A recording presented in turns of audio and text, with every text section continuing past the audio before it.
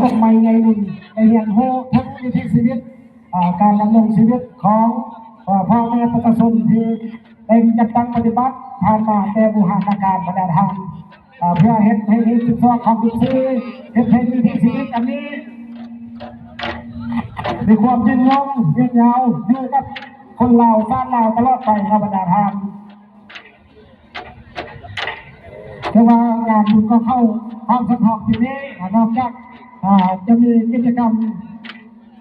ภายในงานก็ยังมีการแข่งขันศิลปะวรรณคดีประกวดนักสาวเข้าห้องสังทองแล้วก็เที่ยวชมตลาดนัดซื้อขายสินค้าผลิตกิจกรรมหัตถกรรมเนาะซึ่งเป็นการผลิตจากพ่อแม่ประชาชนชาวเมืองสังทองเขาจะได้นำมาบางแสดงและขายหับไส้พี่หับไส้งองอยู่ในงานบุญกับเก้านี้เนาะบรรดาทางแค่ที่เกียรติที่มาร่วมงานในวันนี้เพื่อกลับบ้านกับเพื่อนให้